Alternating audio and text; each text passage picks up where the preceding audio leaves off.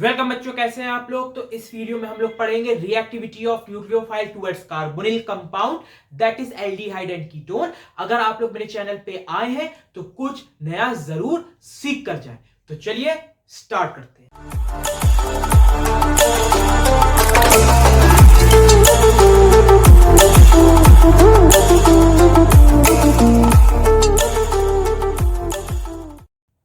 अब हम लोग पढ़ेंगे reactivity of nucleophile towards carbonyl compound. Carbonyl compound किसमें होता है, प्रीवियस वीडियो के लिंक डिस्क्रिप्शन बॉक्स में नीचे दिया हुआ है, तो उसको जरूर से विजिट करें। तो कार्बोनिल कंपाउंड क्या होता है, सी डबल बॉन्ड ओ, और सी डबल बॉन्ड ओ किसमें होता है, aldehyde, ketone, carboxylic acid, carboxylic acid के डेरिवेटिव उनके खानदान वालों में, कार्बोक्सिलिक एसिड के डेरिवेटिव्स में। अब रिएक्टिविटी टुवर्ड्स न्यूक्लियोफाइल, तो ये न्यूक्लियोफाइल से कैसे रिएक्ट करता है उस बात को हमें देखना है। तो न्यूक्लियोफाइल क्या होता है, तो हमारे पास दो तरह की स्पीशीज होती है, इलेक्ट्रॉनिक स्पीशीज। एक हमारे पास होती है इलेक्ट्रोफाइल, इलेक्ट्रोफाइल PHILE, और दूसरा होता है न्यूक्लियोफाइल PHILE। अब इलेक्ट्रोफाइल क्या है, न्यूक्लियोफाइल क्या है। इलेक्ट्रो किससे आया है, वर्ड इलेक्ट्रॉन से, इलेक्ट्रॉन, और इलेक्ट्रॉन क्या होता है, निगेटिवली चार्ज, और फाइल मतलब होता है लविंग, या उसके पीछे जो दौड़ी दौड़ी भागी भागी चली जाए।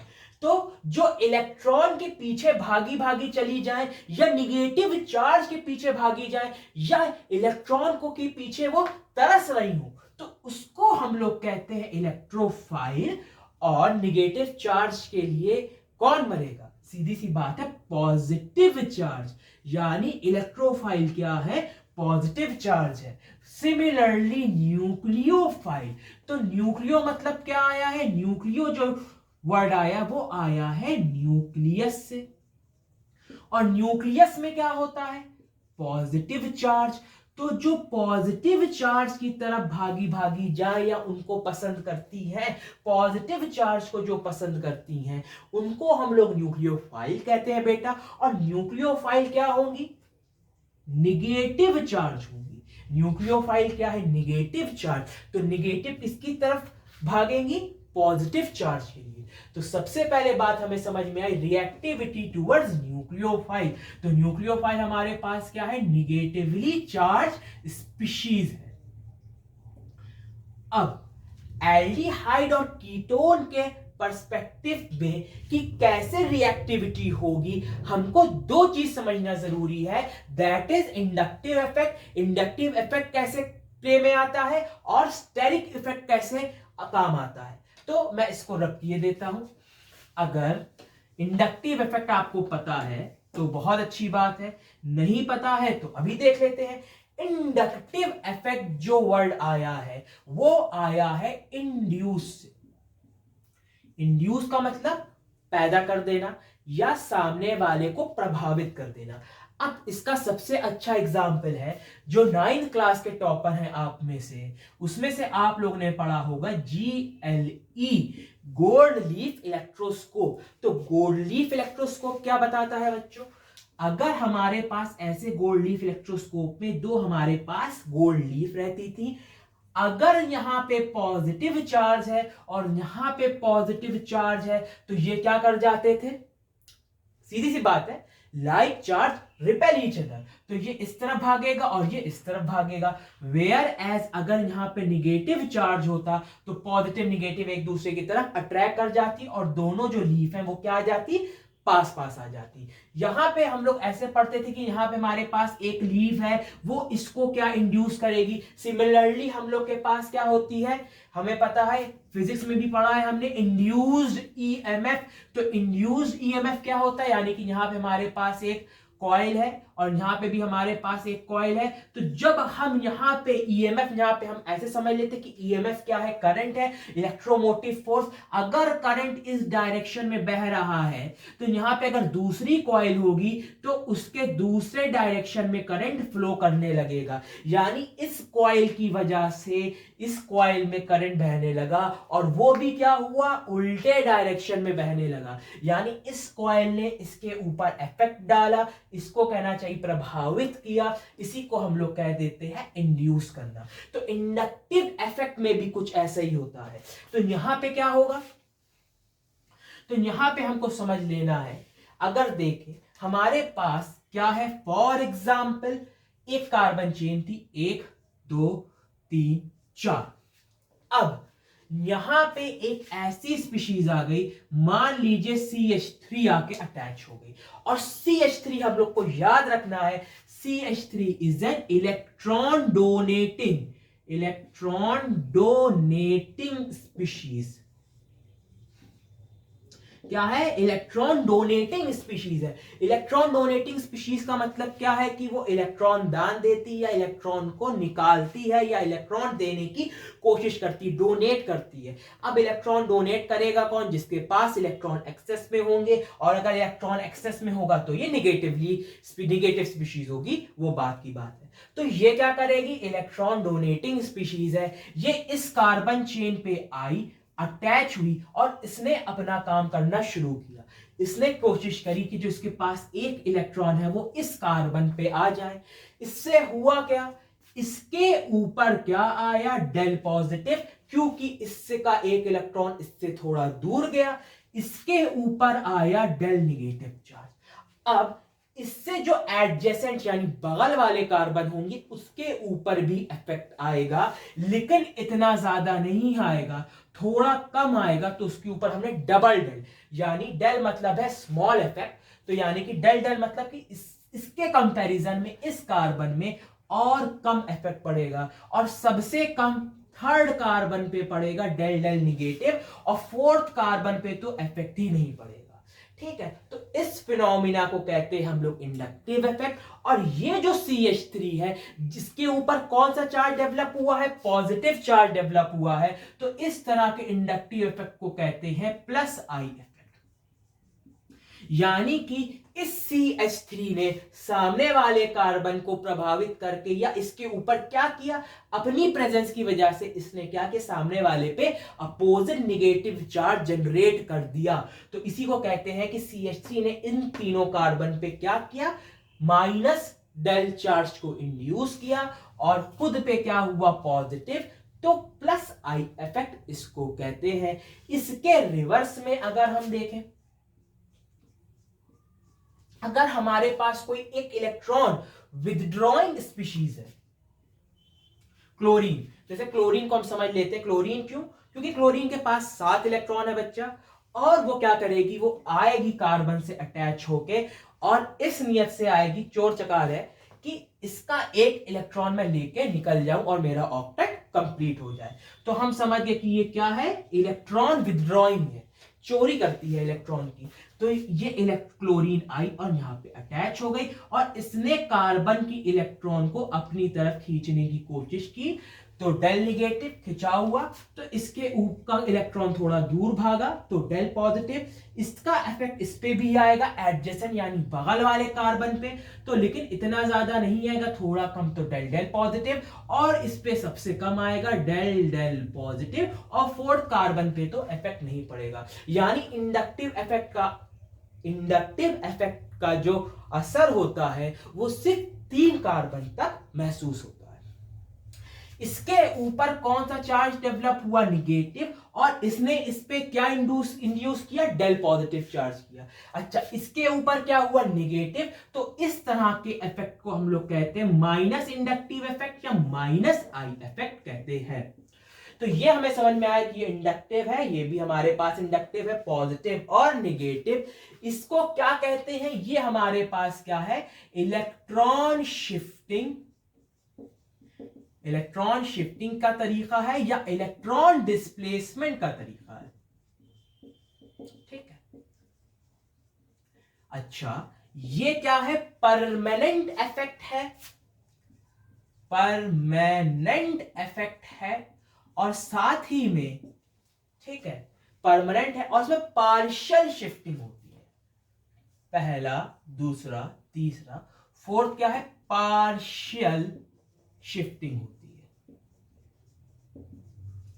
और सिग्मा बॉन्ड जहां प्रेजेंस होता है वहां पे होती है, यानी जहां पे सिंगल बॉन्ड है वहां पे सिंगल बॉन्ड को हम लोग क्या कहते हैं, सिग्मा बॉन्ड। इसके अपोजिट अगर हम देखें तो हमारे पास क्या होता है, इलेक्ट्रोमैरिक इफेक्ट भी होता है। इलेक्ट्रोमैरिक इफेक्ट,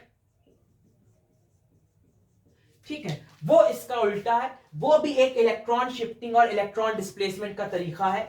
ये परमानेंट है तो इलेक्ट्रोमैरिक क्या है, टेम्परेरी है। यहां पार्शियल होती है, वहां कंप्लीट इलेक्ट्रॉन शिफ्ट होता है। यहां सिग्मा बॉन्ड में लगती है, वहां पाई बॉन्ड यानी डबल और ट्रिपल बॉन्ड में ये इफेक्ट होता है। चलिए इलेक्ट्रोमैरिक इफेक्ट को अभी हम भूल जाते हैं, पहले हम लोग इंडक्टिव इफेक्ट देखते हैं। तो ये हमारे पास इंडक्टिव इफेक्ट है। अब inductive effect reactivity towards nucleophile में कैसे रोल प्ले करता है वो देख लेते हैं। Inductive effect, the presence of an alkyl group exerts electron donating effect. तो अभी हमने बताया कि एल्किल ग्रुप जैसे कि CH3 वो क्या होते हैं, इलेक्ट्रॉन डोनेट करने वाले ग्रुप होते हैं। तो क्या करते हैं, ये क्या करते हैं, group exerts electron donating effect plus I effect. जैसे यहां पे CH3 यानी मिथाइल ग्रुप ने क्या किया, प्लस आई इफेक्ट क्रिएट किया।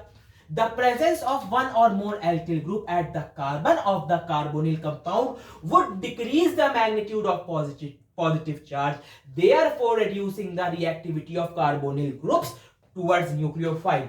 नहीं समझ में आया, अभी बताता हूं, नोट कर लीजिए या स्क्रीनशॉट ले लीजिए, रब करने जा रहा हूं। ठीक है यार, तुम लोग बड़ा अच्छा नहीं लगता, तुम लोग ना कमेंट करते हो ना कुछ करते हो, और साथ ही में ना शेयर करते हो वीडियो को। जरूर से यार, अगर कुछ समझ में आए ना आए, बेकार लगे, फ्री फील टू कमेंट, जो समझ में आए कमेंट करो, लेकिन कमेंट करो, रिएक्टिविटी बनी रहनी चाहिए। हाँ, मतलब कि हम दोनों के बीच में कंटिन्यूटी और एक रिएक्टिविटी नहीं कहते हैं, मतलब एक फ्लो और एक क्या कहते हैं, वार्तालाप बना रहना चाहिए। तो चलिए यहां पे हम लोग देखते हैं, अगर समझ लेते हैं, ये हमारे पास क्या है, C डबल बॉन्ड O है। ठीक, अब ये क्या होगा, डेल निगेटिव, ये क्या होगा, डेल पॉजिटिव। ये कैसे आया अभी बताते, इंडक्टिव इफेक्ट से। कैसे हुआ भाई साहब, लीजिए मैं अभी बता देता हूं। ऑक्सीजन ज्यादा इलेक्ट्रोनिगेटिव है कि कार्बन ज्यादा इलेक्ट्रोनिगेटिव है, तो ऑक्सीजन ज्यादा इलेक्ट्रोनिगेटिव है। क्यों हुआ ये, मोर इलेक्ट्रोनिगेटिव EN। अब इलेक्ट्रोनिगेटिविटी क्या होती है, इलेक्ट्रोनिगेटिविटी होती है टू अट्रैक्ट, खींचेगा क्या भाई साहब, शेयर्ड पेयर ऑफ इलेक्ट्रॉन, अपनी तरफ खींचो भाई, किसको, शेयर्ड पेयर ऑफ इलेक्ट्रॉन को, इसको कहते हैं इलेक्ट्रोनिगेटिविटी।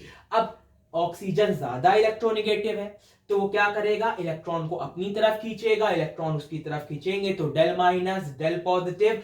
और ये किसके थ्रू हुआ, इंडक्टिव इफेक्ट के थ्रू हुआ। हमको कैसे समझ में आएगा कि ऑक्सीजन ज्यादा इलेक्ट्रोनिगेटिव है, कि ऑक्सीजन ज्यादा इलेक्ट्रोनिगेटिव है, तो हमको याद है कि अगर हम लोग पीरियोडिक टेबल में देखें तो जैसे जैसे हम लोग क्या जाएंगे, लेफ्ट टू राइट जाएंगे टूवर्ड्स द पीरियड, तो हमको क्या मिलेगा, जैसे कि यहाँ पे हमारे पास कार्बन है, नाइट्रोजन है, ऑक्सीजन है, और यहाँ पे हमारे पास क्या हो जाएगी, फ्लोरीन, और यहाँ पे हमारे पास नियॉन। तो जैसे जैसे लेफ्ट टू राइट जाएंगे, इलेक्ट्रोनिगेटिविटी इंक्रीजेस। तो कार्बन ज्यादा राइट में है कि ऑक्सीजन ज्यादा राइट में, देख सकते हैं कि ऑक्सीजन ज्यादा राइट में है, तो इसकी इलेक्ट्रोनिगेटिविटी क्या होगी, ज्यादा होगी। इलेक्ट्रोनिगेटिविटी का क्या मतलब है, जैसे जैसे साइज कम होगा इलेक्ट्रोनिगेटिविटी इंक्रीज होगी। साइज से क्या लेना देना है, तो साइज से ऐसे लेना देना है कि अगर हम देखें तो हमें मालूम है कि कार्बन का size in comparison to oxygen, ठीक है, स्मॉलर होगा। ठीक है, जैसे हम लेफ्ट टू राइट जाएंगे तो हमारे पास साइज डिक्रीज होगा। तो जब यहां पे हमारे पास शेयर्ड पेयर ऑफ इलेक्ट्रॉन होंगे, तो जो ऑक्सीजन का क्योंकि साइज छोटा है तो उसका न्यूक्लियर से डिस्टेंस नियर होगा एज कंपैरिजन टू कार्बन के न्यूक्लियस से। तो ऑक्सीजन का न्यूक्लियस ज्यादा करीब पड़ेगा तो वो इलेक्ट्रॉन को अपनी तरफ खींच सकता है, देयरफॉर ऑक्सीजन की इलेक्ट्रोनिगेटिविटी ज्यादा है।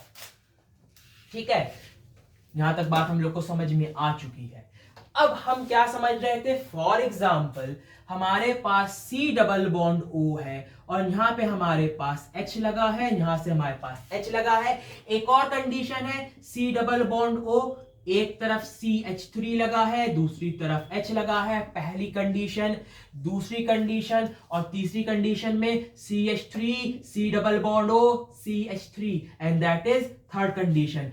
तीनों कंडीशन में क्या है, यहाँ पे एक न्यूक्लियोफाइल है, न्यूक्लियोफाइल क्या होता है, निगेटिवली चार्ज। यहाँ पे भी न्यूक्लियोफाइल आ रहा है अटैक करने, निगेटिवली चार्ज, और यहाँ पे भी एक न्यूक्लियोफाइल आके जुड़ना चाहता है जो कि है निगेटिवली चार्ज।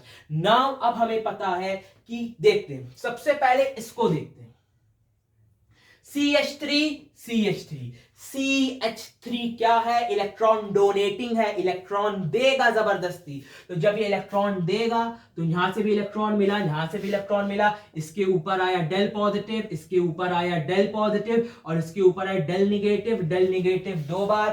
कार्बन के ऊपर आ रहा है निगेटिव चार्ज, न्यूक्लियोफाइल भी है निगेटिव चार्ज, तो न्यूक्लियोफाइल कार्बन से आके अटैच नहीं हो पाएगा। सिमिलरली यहां पे है CH3, तो ये भी क्या करेगा, इलेक्ट्रॉन डोनेटिंग ग्रुप, तो इसके ऊपर आ जाएगा डेल निगेटिव चार्ज, न्यूक्लियोफाइल भी है निगेटिव चार्ज।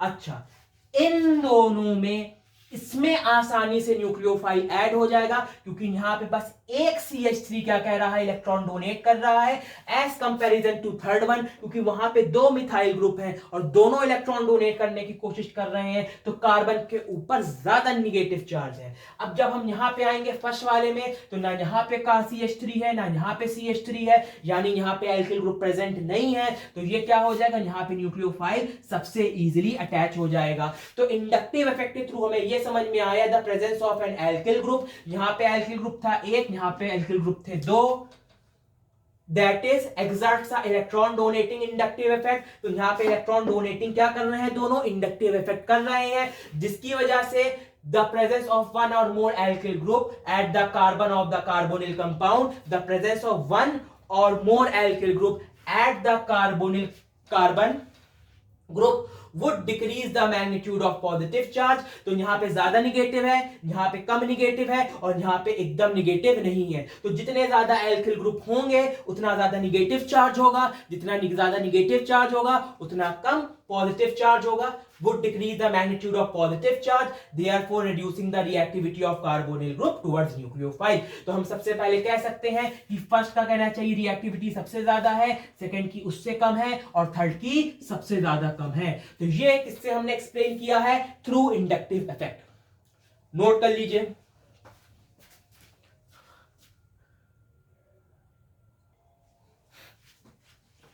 नोट कर लिया, अरे वाह बड़े तेज हो रहे हो, जल्दी नोट कर लिया। चलिए तो मैं रब किए देता हूं, अरे यार पूछने वाला, हाँ ठीक है, तो मैं इसको रब किए देता हूं। तो अब हमें समझ में आ गया, क्योंकि एल्किल ग्रुप क्या होते हैं, इलेक्ट्रॉन डोनेटिंग ग्रुप होते हैं, तो जितने ज्यादा इलेक्ट्रॉन डोनेटिंग ग्रुप या जितने ज्यादा alkyl group C double bond O से अटैच होंगे, तो वो न्यूक्लियोफाइल की एंट्री को रोकेंगे या न्यूक्लियोफाइल को घुसने नहीं देंगे। तो नहीं घुसने देंगे तो रिएक्टिविटी डिक्रीज हो जाएगी। तो मैं इसको भी रब किए दे रहा हूं। अब हम लोग पढ़ेंगे स्टेरिक इफेक्ट। ठीक, तो स्टेरिक इफेक्ट का मतलब यह है कि जितना ज्यादा बल्की ग्रुप, बल्की क्या होगी, जितना ज्यादा बड़ा एल्किल ग्रुप कार्बोनिल से अटैच होगा, उतना ज्यादा न्यूक्लियोफाइल का अंदर घुसना कार्बोनिल ग्रुप के लिए मुश्किल होगा। Larger the size of alkyl group attached to the carbonyl group, more difficult is the approach of the nucleophile toward the carbon atom of the carbonyl group due to steric hindrance। और वो क्या produce करेगी, जितना ज्यादा हमारे पास देखिए alkyl group क्या है, for example CH3 C2H5 C3H7, जब एल्केन में से एक हाइड्रोजन निकाल लिया जाता है या चुरा लिया जाता है या कमी हो जाती है, तो उसको हम लोग क्या कहते हैं, एल्किल ग्रुप कहते हैं। तो जितना बड़ा एल्किल ग्रुप होगा उतनी ज्यादा मुश्किल होगी न्यूक्लियोफाइल को कार्बोनिल ग्रुप पे अटैच होने में। ठीक है, तो इसी को हम लोग कहते हैं स्टेरिक हिंड्रेंस या स्टेरिक इफेक्ट। तो ये कैसे समझ में आएगा, लीजिए मैं आपके लिए एग्जांपल देता हूं, देखते हैं आप लोग कर पाते हैं कि नहीं। तो सबसे पहले हमारे पास है HC डबल बॉन्ड OH पहला, दूसरा क्या होगा CH3 C double bond O H। ये दूसरा हो गया। तीसरे साहब आएंगे जिसमें मिथाइल कार्बोनिल और मिथाइल। फिर फोर्थ आएंगे जिसमें हमारे पास होगा C2H5 CH3 और वो किससे अटैच है? कार्बोनिल से। इसके बाद हमारे पास आएंगे पांचवें जिसमें हम लोग दिखाएंगे CH3 2 टाइम्स, ठीक है, कार्बन से अटैच है। और यहां पे हमारे पास क्या है? CH3 whole twice carbonyl functional group. अच्छा, यहाँ पे एक H होगा, यहाँ पे भी एक H होगा। इसके बाद लास्ट और नॉट द लीस्ट इसमें देखते हैं CH3 whole thrice, CH3 whole thrice connected हैं C डबल बॉन्ड O से। तो इसमें हम लोग समझ सकते हैं जैसे जैसे 1 से लेके 6 तक जा रहे हैं हमारी रिएक्टिविटी टुवर्ड्स न्यूक्लियोफाइल मुश्किल होती जा रही है। तो इन सब में हमें क्या ऐड करना है? न्यूक्लियोफाइल। न्यूक्लियोफाइल क्या है? ठीक है, निगेटिवली चार्ज न्यूक्लियस के लिए मरता है। अब यहां पे देखते हैं, यहां पे देखो भाई H है, एक भी एल्किल ग्रुप अटैच नहीं है। तो फर्स्ट की जो रिएक्टिविटी होगी वो सिंपल से है, सबसे सीधी बात है, फर्स्ट सबसे ज्यादा रिएक्टिव होगा न्यूक्लियोफाइल के, क्योंकि यहां पे जितने हैं सब में एल्किल ग्रुप अटैच है, इसमें नहीं है। उसके बाद क्या होगा? सेकंड, क्योंकि सेकंड में बस एक एल्किल ग्रुप है एज कंपैरिजन टू यहां पे भी दो, यहां पे और यहां पे भी और यहां पे भी। तो इसके कंपैरिजन में इसमें सबसे आसान होगा न्यूक्लियोफाइल को ऐड करना। बताया था मैंने, क्योंकि यहां पे कोई एल्किल ग्रुप नहीं है जो कि इलेक्ट्रॉन डोनेटिंग इफेक्ट करेगा। यहां पे एक है और बाकी सब में दो दो है, तो इसके बाद इसका नंबर आएगा।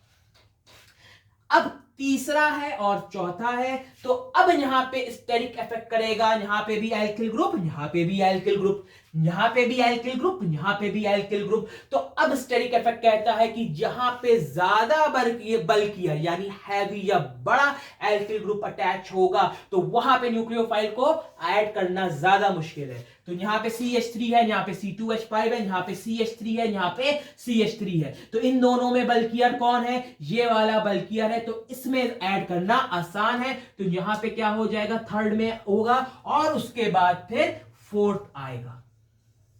ठीक है, होता कैसे है, इसका रीजन क्या है? तो अगर मैं दिखाना चाहूं आपको तो यहां पे हम देख सकते हैं कि अगर स्टेरिक इफेक्ट क्या होगा, ये हमारे पास कार्बोनिल फंक्शनल ग्रुप है और मान लीजिए यहां पे CH3 था, यहां पे CH3 था, तो दोनों क्या करेंगे? इलेक्ट्रॉन डोनेट करेंगे, उसके ऊपर नेगेटिव चार्ज आएगा। अगर मान लीजिए यहां पे C2H5 है तो ये एक बड़ा एल्किल ग्रुप है, इसके दो कार्बन है और फिर उसके साथ बहुत सारे हाइड्रोजन क्या है? अटैच है। यहां पे दो कार्बन होंगे और यहां पे हमारे पास इतने सारे हाइड्रोजन अटैच हैं। तो अब मान लीजिए न्यूक्लियोफाइल होगा, दिख रहा है कि नहीं? थोड़ा सा इसको मैं नीचे करके दिखाता हूं। ये हमारे पास अगर मान लीजिए ऐसे था C2H5 C double bond CH3, तो अगर मैं इसको दिखाऊं तो कार्बोनिल फंक्शनल ग्रुप पे 1 2 और यहां पे हमारे पास 5 कार्बन है और यहां पे CH3। अब यहां पे अगर न्यूक्लियोफाइल आके नेगेटिव चार्ज कार्बन से जुड़ना चाहेगा तो ये क्या करेंगे? हिंड्रेंस प्रोड्यूस करेंगे, यानी रुकावट डालेंगे, क्योंकि इतना बड़ा फंक्शनल ग्रुप है तो इसके सारे हाइड्रोजन कार्बन और उनके बीच के जो इलेक्ट्रॉन क्लाउड्स है वो इसको आसानी से कार्बोनिल ग्रुप तक आने नहीं देंगे।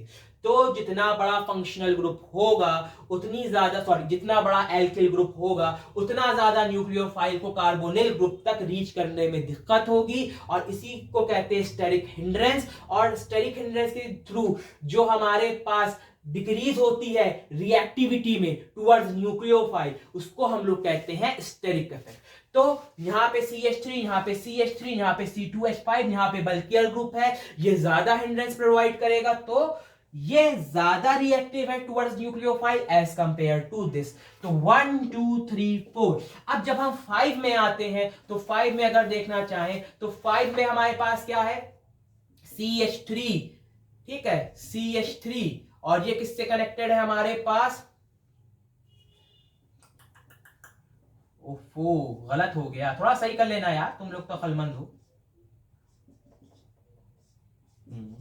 और ये है यहाँ पे एक कार्बन है, यहाँ पे H निकला हुआ है, वो किससे कनेक्टेड है, C डबल बॉन्ड O से। वैसे ही यहाँ पे एक H है और ये किससे कनेक्टेड है, CH3 से, और ये कार्बोनिल फंक्शनल ग्रुप से अटैच है। वेयर एज जब हम इसकी बात करेंगे तो यहाँ पे हमारे पास क्या होगा, यहाँ पे भी क्या होगा, CH3 कार्बन। तो कार्बन पे क्या लगे हैं, CH3 और ये किससे कनेक्टेड है, कार्बोनिल फंक्शनल ग्रुप से। यहाँ पे भी एक कार्बन है, CH3 तो अब देख सकते हैं कि यहां पे इसके कंपैरिजन में और इसके कंपैरिजन में किसमें ज्यादा हिंड्रेंस प्रोड्यूस होगी। सीधी सी बात है, यहां 1 2 और 1 2 यहां 4 एल्किल ग्रुप है और उनके हाइड्रोजन है, और यहां पे एक हाइड्रोजन है, यहां पे एक हाइड्रोजन है। As comparison to 6th one, यहां पे भी तुम्हारे पास क्या है, एल्किल ग्रुप प्रेजेंट है बेटा, और यहां पे भी एल्किल ग्रुप प्रेजेंट है। तो जब हम इसको और इसको कंपेयर करेंगे तो ये क्या है, ज्यादा बल किया है, इसमें ज्यादा नंबर ऑफ एल्किल ग्रुप है, इसमें ज्यादा नंबर ऑफ इलेक्ट्रॉन्स, इसमें ज्यादा नंबर ऑफ कार्बन और हाइड्रोजन प्रेजेंट है। तो ये क्या करेगा, ज्यादा रुकावट और हिंड्रेंस प्रोड्यूस करेगा, इसके इलेक्ट्रॉन क्लाउड ज्यादा होंगे as compare to this one. तो न्यूक्लियोफाइल इसमें सबसे लीस्ट रिएक्टिव होगा और इसमें घुस ही नहीं पाएगा। तो इन दोनों में 5th में कहना चाहिए न्यूक्लियोफाइल अपने आप को ऐड करने में ईज फाइंड करेगा as compare to 6th one. तो अब हमें बात समझ में आ गई है। क्या बात समझ में आई है, अगर एल्किल ग्रुप होगा, एल्किल ग्रुप इलेक्ट्रॉन डोनेटिंग है, और जब इलेक्ट्रॉन डोनेटिंग है तो क्या करेगा, कार्बन पे निगेटिव चार्ज आएगा, और जब न्यूक्लियोफाइल उस कार्बन से जुड़ना चाहेगा तो न्यूक्लियोफाइल भी निगेटिव है, तो वो ऐड नहीं हो पाएगा। सिमिलरली मैं आपको एक और बात बताता हूं, जब हमारे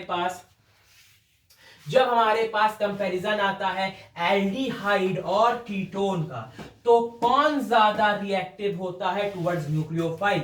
तो एल्डिहाइड हम लोग के पास ज्यादा रिएक्टिव होते हैं टुवर्ड्स न्यूक्लियोफाइल, ठीक है, nucleophile as compare to ketone. अब एल्डिहाइड देख सकते हैं हम लोग, HC डबल बॉन्ड OH और C double bond O CH3 और यहां पे होगा H। वेयर एज कीटोन देखेंगे हम लोग, अब देखिए पहला वाला जो फॉर्मेल्डिहाइड है, ना इधर मिथाइल है ना इधर मिथाइल है, दोनों तरफ एल्किल ग्रुप नहीं है। तो जब न्यूक्लियोफाइल आना चाहेगा निगेटिवली चार्ज, वो आसानी से ऐड हो जाएगा।